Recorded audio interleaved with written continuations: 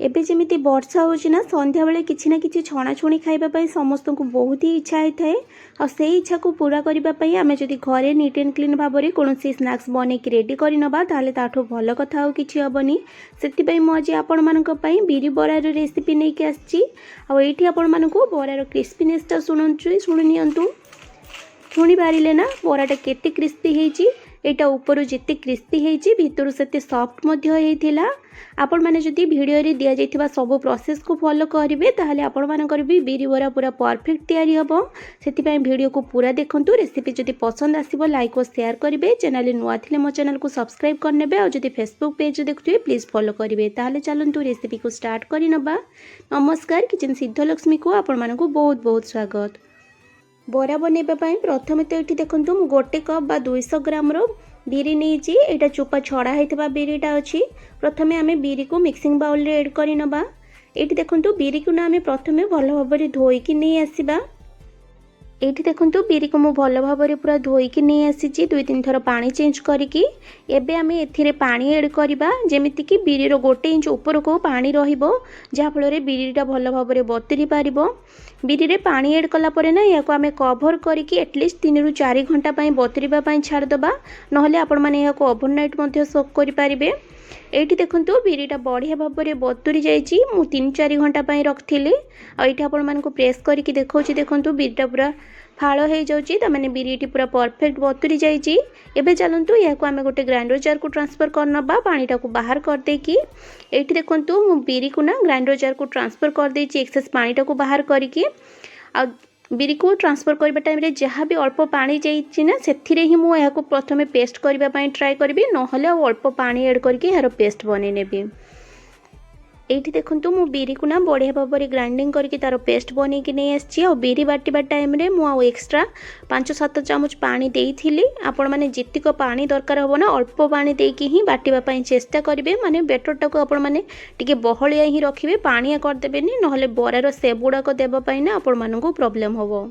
एठी देखंतु मु पेस्ट सब को ना गोटे मिक्सिंग बाउल को ट्रांसफर करि नेछि।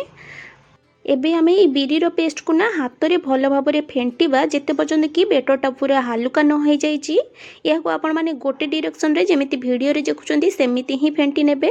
आ एठी देखंतु बिरी रो कलरटा पूरा चेंज हो जाईची, माने पूरा व्हाइटिश हे गलानी कलरटा। आ एटा केते हल्का जणा पड़छ आपण माने देखि कि जानि पारथबे। आ चेक करिबा पई ना आपण माने एम्ति गोटे बाउल रे पानी नेकी चेक करि पारिबे किछि बेटर पकेकी। एठी देखंतु बेटरटा पूरा ऊपर को भासछि, बिल्कुल भी बोडुनी। त माने बेटर एठी पूरा हालुका हे कि रेडी हे जाईची। बिरी को भलो भाबरे फेंटी के हालुका करिबा पई ना आपण मानको 5 रु 7 मिनिट टाइम लागिबो। आ एठी देखंतु मु बिरी रे ना 2 चम्मच सूजी ऐड करि नउची। सूजी ऐड कले कोन हबो ना बिरी रो पेस्ट जदि अधिक पानी अंश थिबो सेटा को सक करबा सहित बराटा को मध्ये एटा क्रिस्पी बनेबारे बहुत हेल्प करिवो। बिरी ऐड कला परे एठी मु पुणी थरे या को भलो भाबरे मिसेई नेइची। सब जिंस को भलो भाबरे मिसेई नेला परे ना एटा को मु गोटे जगह को कर दोची। एमती टिके प्लेन करके रखि नबा। एटा को एमिति प्लेन कर साला परे ना या को आमे किछि समय पय रेस्ट छाड़ीबा। पाखापाखि आपण माने गोटे घंटा छाड़ी पारिबे। एठी बिरी को मु गोटे घंटा छाड़ देइची।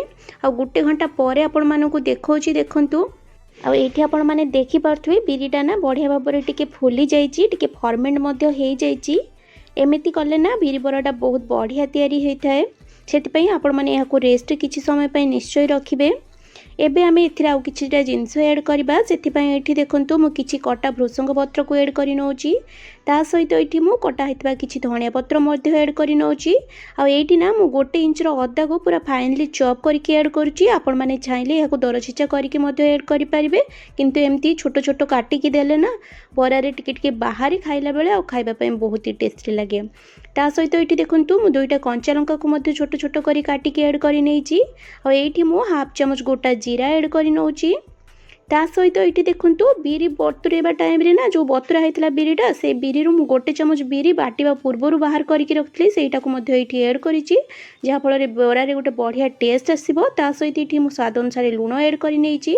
आ एठी ना मु गोटे पियाज को फाइनली चॉप करके ऐड करि दोची। आपण माने जदि बिना पियाज रसुन खाउथबा दिन मानकरे बनौथबे ताले या को स्किप करि पारिबे। सबु इंग्रेडिएंट को ऐड कला परे ना या को आमे पुणी थरे भलो भाबरे मिसेई नबा जेमति सबु जिंस बिरी रो पेस्ट सहित भलो भाबरे मिसी जिवो। एठी देखंतु सब जिनस को मु पूरा बढ़िया भाव में मिसई नहीं आठी आमर बेटरटा बिल्कुल रेडी हो जाइए बरा बनवाई। आपण मैंने जदि अधिक समय पर फर्मेंटेसन रे रखि पारु नाहांती ना ताहले आपण मैंने ये खाइबा सोडा अल्प पकई पारिबे, किंतु जदि एमती फर्मेंटेसन पर रखिथे ताहले बिना खाइबा सोडा रे भी एटा बहुत ही क्रिस्पी और टेस्टी बनिकी रेडी हम। बरा छाणीबा पई एठी देखंतु मु गैस ऑन करके तेल को भल भाव में गरम करि नेछि। आ एठी आपण मैंने देखि पारथुवे मु गोटे चटू बा खड़िका साहाय्य बरा को पकईकि आपण मानकु देखौछि को प्रोसेस रे। चटुरे प्रथमे पानी लगे नेबे तापरे बेटर देकी ताकू गोटे हल करिने कि एमिति तेल रे छाड़ी नेबे। आ एठी आपण मानकु हाथ रे मध्य बनेकी देखि दउछि। देखंतु मते तो एमिति हाथ रे बनेइले ही अधिक सहज लागे, आपण मानकु जो प्रोसेस रे भी सहज लागुथबो सेही अनुसार बने नै पारिबे। करी रे जेतिको जागा धरुछि ना आपण माने गोटे थरे रे सेतिको ही ऐड करिवे। सब बरा को ऐड कला परे ना आम गैस फ्लेम को मीडियम रे रखिबा और मीडियम रे रखिकी बरा को गोटे साइड रु भल भाव में कलर हैला पर्यंत छाणी नबा। एठी देखंतु गोटे साइड रु हल्का कलर हैला परे ना बरा को मु एपट सेपट करके टिके ओल्टे नउची। बरा को मीडियम फ्लेम रे आमे 5 रु 7 मिनिट पई एपट सेपट करके फ्राई करि नबा, जहा फल रे बराटा बढ़िया क्रिस्पी हेकी रेडी हे जिवो। टोटाल 5-7 मिनिट कुक कला परे एठी देखंतु बरा रे ना बढ़िया गोल्डन कलर आसी गलानी। आ एठी मु याको गोटे स्ट्रेनर साहाय्य रे बाहर करि नउची। एठी बरा रु सब एक्सेस ऑयल टाको भल भाव में निगाड़ी नेकी मु बरा को गोटे प्लेट को रखी नउची। सेम प्रोसेस रे आमे बाकी थिबा बेटर को मध्य बरा बने नबा। चटुरे एमिति पानी हाथ लगे नबा, तापरे गोल करिके एमिति बेटर रखिकी ना ता मझिरे एमिति गोटे पानी हाथ लगेकी होल करि नेकी ताको एमिति दूर रु ही ऑयल रे छाड़ी पारिबा, जहा फल जदि आपण माने नुआ बनाउथिबे ना ताहले तेल भी हाथ को छिटकिबार भी भय रहबनी। आ जदि एमिति मो भलिया टिके आगरो बनेबार प्रैक्टिस थिबो ताहले एमिति हाथ रे मध्य बने नै पारिबे। सेम प्रोसेस रे 5-7 मिनिट मीडियम फ्लेम रे कुक कला परे आपण माने बरा रेडी करि पारिबे। आ एठी आपण मानकु गोटे रिक्वेस्ट करूची, आपण मानकु मो रेसिपी जदि भल लागुथिबो प्लीज लाइक और शेयर करिवे। चैनल रे नुआ थिले मो चैनल को सब्सक्राइब करनेबे। आ जदि फेसबुक पेज रे देखुथिबे प्लीज फॉलो करिवे। एमिति गरमा गरम क्रिस्पी बरा बनै नहीं कि आपण माने निज मन पसंद रो जेकोसी चटनी हो नहले तो घुगुनी किंबा आलू कषा सहित आपण माने सर्व करि पारिबे। नहले तो मते जेमिति पसंद एठी बरा ऊपर टिकी बिट लूण ऐड करि नेछि, किछि पियाज रो स्लाइस आउ किछि छणा हेतिबा लंका और टमाटो केचप सहित एमिति मध्य सर्व करि पारिबे, जोटा कि मते बहुत पसंद लागे खाइबा पई। ताले एही प्रोसेस रे आपण माने भी निश्चय थरे रेसिपी को ट्राई करिवे। आ केमिति लागला मते कमेंट सेक्शन रे निजर मतामत जणाइबा पई जमा भी भूलिबेनी। मां लक्ष्मी समस्तकर मंगल करंतु एही कामना सहित आज पई रहूची। पुणी आसीबे आ एको नुवा रेसिपी नेकी, सेते बेला पर्यंत स्टे सेफ स्टे हेल्दी। जय मां लक्ष्मी।